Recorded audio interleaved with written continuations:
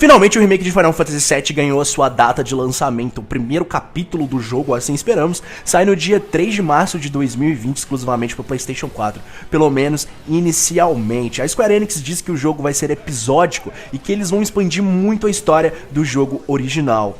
Muitas pessoas não estão ligadas, mas Final Fantasy VII tem uma compilação muito grande por trás dele. Não se trata só de jogos, mas também de outros tipos de mídia, como filmes, ovas, novels, tem muita coisa relacionada ao universo de Final Fantasy VII. Muita coisa saiu, muita coisa não é tão relevante assim, mas muita coisa é muito importante. A minha missão nesse vídeo é encaixar a linha do tempo da compilação Final Fantasy VII e mostrar pra vocês o que pode estar no remake de Final Fantasy VII e o que provavelmente pode não estar no remake de Final Fantasy VII. Mostrar tudo relacionado ao universo desse jogo e falar um pouco sobre as minhas expectativas do que a gente pode ver no remake. Como ele vai ser episódico e eles vão aumentar muito o conteúdo de história do jogo original, eu espero que alguma coisa esteja lá.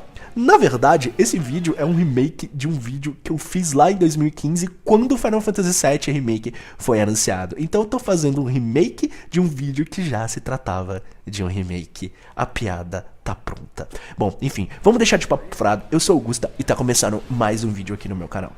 O primeiro jogo que nós vamos falar é o lendário Before Crisis Final Fantasy VII, um jogo que faz parte da compilação e foi lançado apenas para celulares japoneses em 2004. Depois ele foi lançado para outros serviços de celulares japoneses em 2007. E a história dele se passa 6 anos antes do jogo original e é o primeiro aqui da linha do tempo. Nele nós temos um jogo focado nos Turks, aquela equipe de operações especiais da Shinra. Aqui conta muita coisa importante e expande muito o universo de Final Fantasy VII e mostra inclusive a luta da Shinra e dos Turks contra o primeiro grupo da Avalanche, o que não é fundado pelo Barret, ele só continua o grupo Avalanche que já tinha existido. Muitos personagens aqui são melhores aprofundados, como por exemplo o Tseng, o Rude, a Helena, o Reno, todos esses personagens que fazem parte dos Turks, eles têm espaço aqui. Alguns outros eventos também são mostrados, eventos que são vistos em jogos como Crisis Core e que também são citados em Final Fantasy VII. Esse jogo foi um grande sucesso quando ele foi lançado lá no Japão. Ele registrou mais de 200 mil usuários logo no lançamento e muita gente jogou. Aqui no ocidente, todo mundo ficava de olho para ver se ele ia ser lançado em algum momento. Várias especulações diziam que ele poderia sair como um remake para PSP ou para Nintendo DS, mas isso nunca aconteceu. Ele nunca veio para os celulares ocidentais porque os celulares daqui não aguentavam o jogo e até porque ele também funcionava numa rede online lá do Japão e era difícil fazer essa migração para os celulares daqui. Mas muita gente, muito fã de Final Fantasy VII é doido para jogar Before Crisis.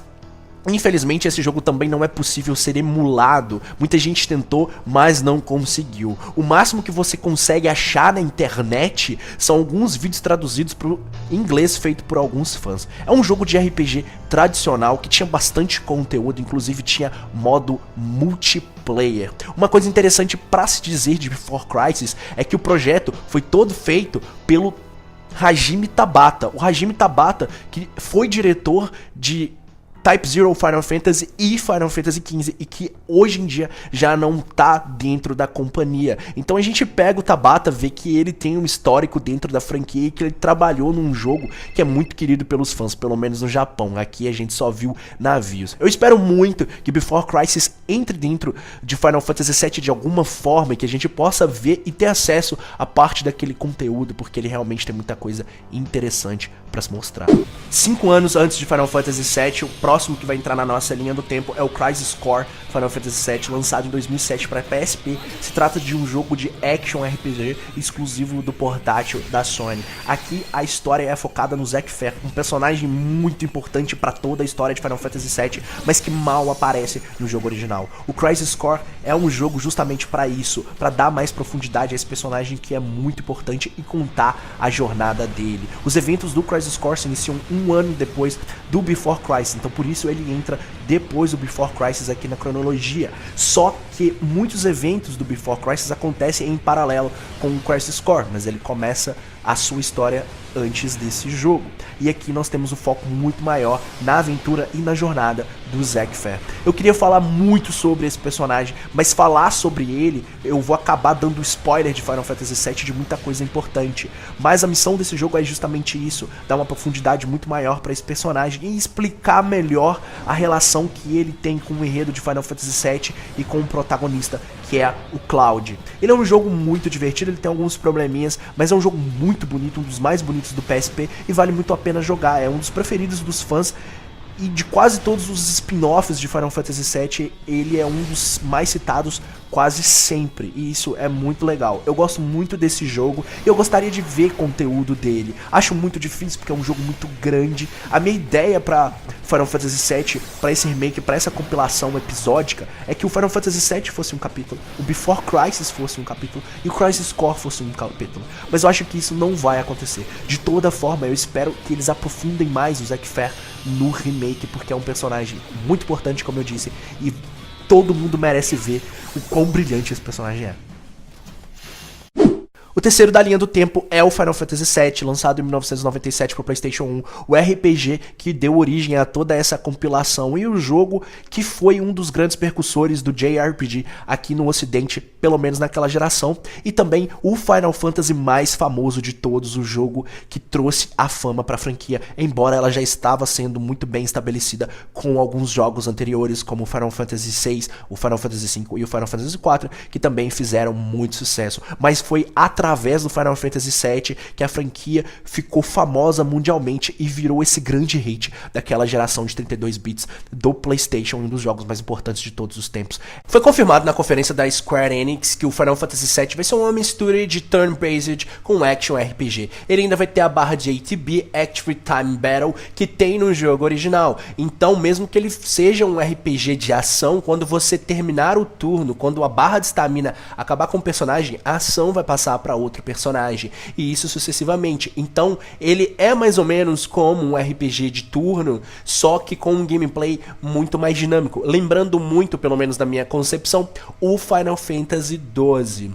Aqui no Final Fantasy VII a gente vai ter várias mudanças que vão ser super bem-vindas. A gente sabe que o jogo vai ser episódico, a gente sabe que vai ter muito conteúdo diferente, eles vão incrementar o jogo original.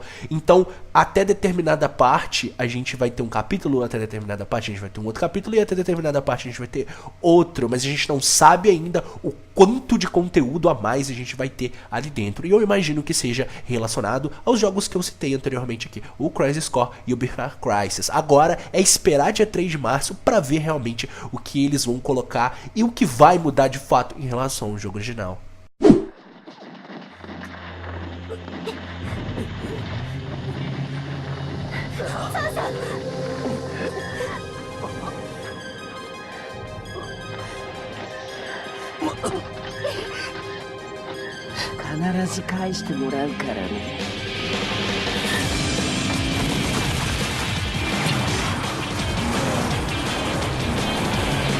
O próximo da linha do tempo é o filme Final Fantasy VII Adventure Children, que foi lançado em 2004, é um filme de animação e o segundo filme de animação da franquia Final Fantasy, dessa vez um filme que deu certo. A história dele continua os eventos originais de Final Fantasy VII 2 anos depois e mostra as consequências da batalha entre Cloud, Avalanche, Sephiroth, Turks, Shinra e tudo que a gente vê no jogo original. O filme é muito bom e ele tem um foco muito grande no Cloud e também no Sephiroth, além de alguns outros personagens. Depois acabou saindo a versão Final Fantasy VII Adventure Children Complete em Blu-ray com cenas extras e é uma experiência muito melhor do que o filme original. Uma curiosidade muito bacana é que nesse Blu-ray, quando ele saiu, tinha uma demo do Final Fantasy XIII que você podia jogar no PlayStation 3. É bizarro, mas é legal.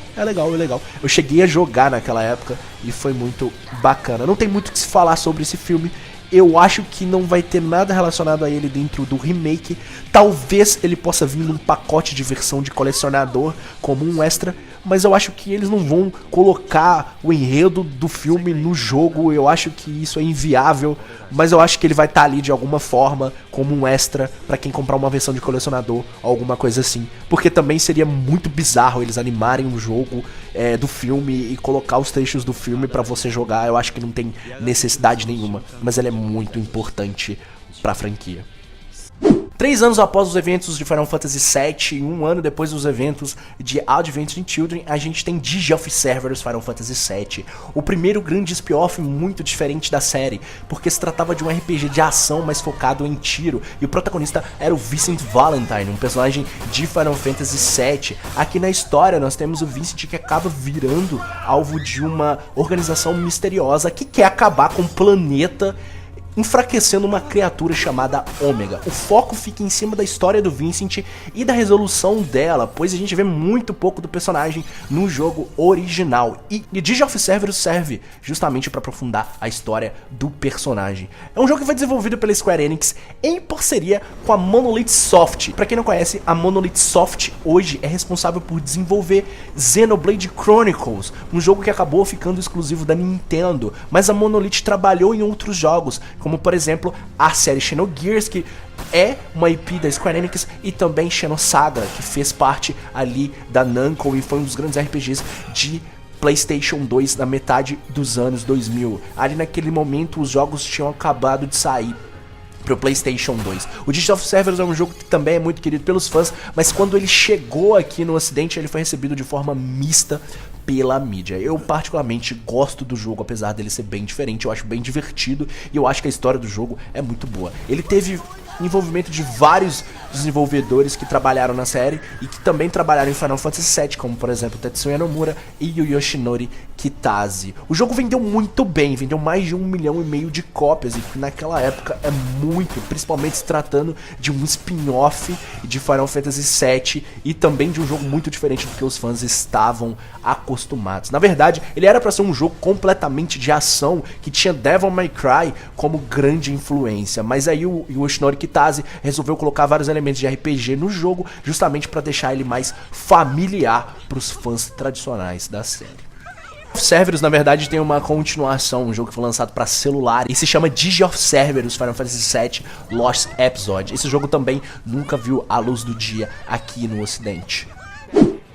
Agora que eu já falei sobre o principal da compilação Final Fantasy VII, eu mostrei onde cada um se encaixa na linha do tempo, e que se você quer conhecer mais sobre o universo de Final Fantasy VII, é justamente isso que eu acabei de falar que você deve ir atrás primeiro. E agora eu vou falar sobre alguns conteúdos extras que foram lançados e que têm relação com a compilação de Final Fantasy VII e que expandem o universo, mas não são tão importantes assim. Mas são extras e são bônus bem legais e que, se você for fã, vale a pena ir atrás. O primeiro deles é On the Way to a Smile, que é uma série de novels compiladas e que virou um livro e que foram escritas, e se trata sobre histórias de personagens de Final Fantasy VII. Todas essas histórias, elas se situam entre Final Fantasy VII e Advent Children. Então a gente tem aqui histórias de personagens como, por exemplo, a Tifa, a gente tem um episódio da Shinra, a gente tem um episódio do Barret, a gente tem um episódio do Danaki, a gente tem um episódio do Denzel, que inclusive foi animado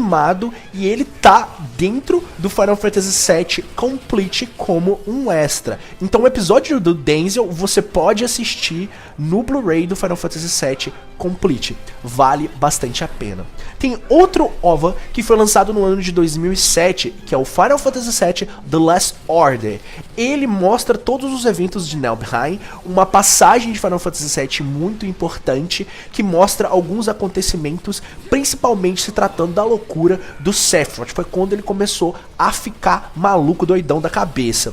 Só que os eventos do Last Order você consegue ver em Crisis Core, você vê eles em Final Fantasy VII, só que a diferença é que esses eventos são narrados e são pela ótica do Tseng, que é o líder dos Turks. Aqui o Last Order é contado da forma que o Tseng acredita que aconteceu.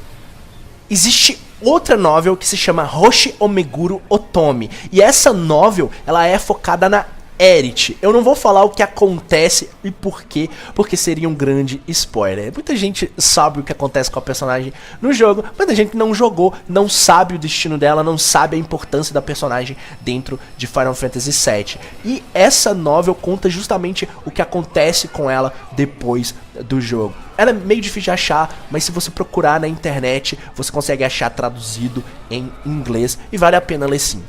Final Fantasy VII The Kids Are Alright, A Turk Side Story é uma outra novel que foi lançada lá no Japão e foi traduzida por fãs aqui no ocidente e é possível você encontrar em inglês, que conta a história de dois detetives na cidade de Edge após os eventos de Final Fantasy VII, e a história tá relacionada aos Turks. Essa eu infelizmente nunca li e vou procurar pra ler, mas dizem que é bastante interessante, mas é possível achar só em inglês na internet. Esses eventos eles acontecem entre Final Fantasy VII e Advent Children também.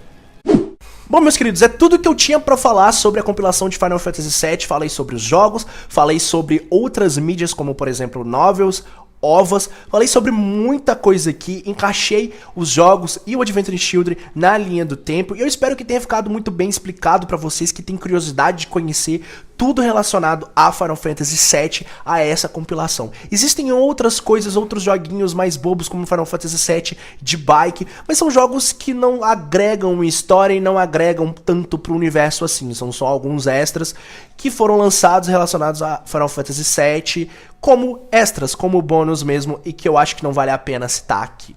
Se vocês gostaram do vídeo, por favor, não deixem de clicar no gostei e não deixem de se inscrever no canal. A minha rede social principal, que é o Twitter, já apareceu aqui na tela e me sigam lá, vamos trocar ideia, vamos conversar, eu gosto de estar conversando com vocês.